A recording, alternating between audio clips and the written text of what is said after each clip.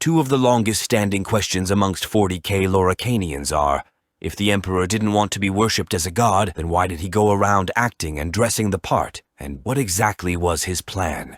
Some have speculated that everything that has transpired, from the Age of Strife all the way down to the 41st millennium, has done so according to his immaculate design, while others have said that he's never been anything more than a trumped-up perpetual psyker with delusions of grandeur and ambitions that far outstrip his impressive, though still far from godly, abilities. I won't purport to have answers to these questions. However, what I will do is put forward my speculative theory on just why his imperial truth, his grand vision for a secular imperium, utterly disillusioned with all things supernatural, went so far off the rails and was always destined to do so. Unfortunately, given the obtuse nature of the 40k verse and the obscuring nature of its lore, especially the ancient bits, in order for this to work, I'm going to have to start off by making 3 key assumptions. Number 1. The story of the primitive human shamans committing mass ritual suicide to combine their souls in order to combat the growing threat of the Immaterium is the Emperor's true origin story. Number 2. That the Emperor's intentions truly were noble, that he genuinely was trying to elevate humanity and wasn't just enacting some vast Machiavellian conspiracy to forge himself into a new chaos god. And number 3. Absolutely none of what transpired in or post the Horus Heresy was intentional, meaning he genuinely never wanted to be worshipped as a god, and he certainly never wanted to become the dying light of a galactic empire as it's slowly digested by malevolent eldritch forces. Now, with our baseline firmly established, it's hardly a stretch to call the God Emperor of mankind an avatar of order, and by order, I mean it in the primordial sense, that of Yahweh versus Leviathan, Thor versus Jormungandr, Marduk versus Tiamat, Nun versus Ra, Zeus versus Typhon, or Odin versus Fenrir.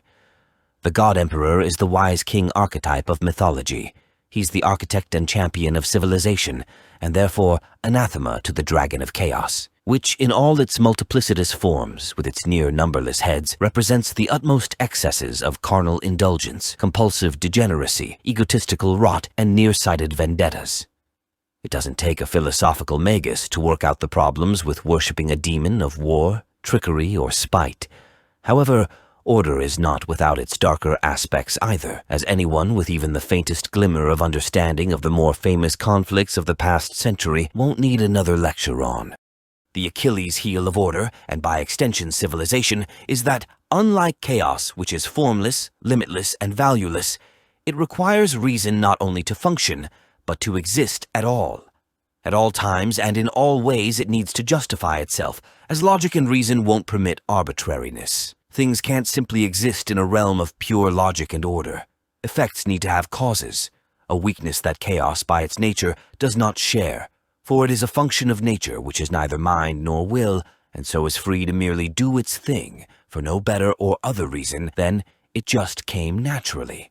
And this is why the Emperor's war on religion inevitably came back to bite him in the ass.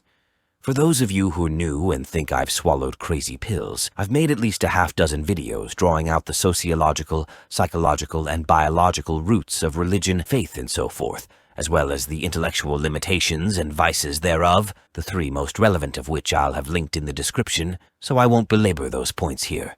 For now, just know that the reason people feel such burning need to believe in things they know can't literally be true, is because they have to justify going through the motions of arbitrary existence. This holds true for fantasy too, which is why I believe that fantasy has largely taken on the role of religious stories, and why so many of our most beloved secular stories feature overtly religious themes and ideas. What does this have to do with the Emperor?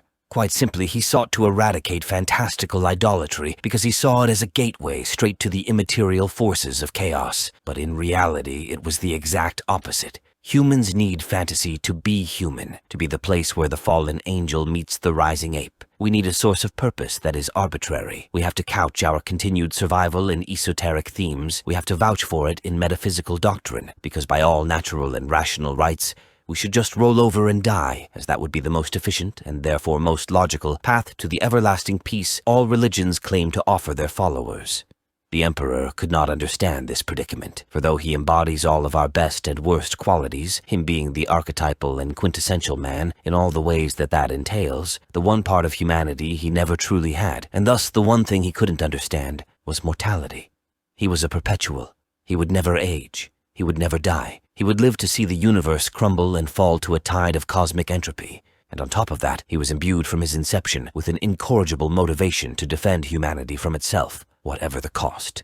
So not only could he never hope to comprehend the crushing weight of nihilistic despair that fleeting insignificance brings down upon the average mortal mind and soul, he also would never know what it was like to feel lost and confused in a universe that, at its very best, was utterly apathetic to his very existence. And this is why the Emperor failed. He could not grasp the rudimentary human need for comfort because he's never not been invincible. And he couldn't grasp our need for arbitrary justification because he's never been without purpose. That's my personal theory anyway, for whatever it's worth. Let me know how brilliant or stupid you think I am down in the comments section. Until next time, stay safe, stay sane, and don't forget to praise the Omnissiah. Peace.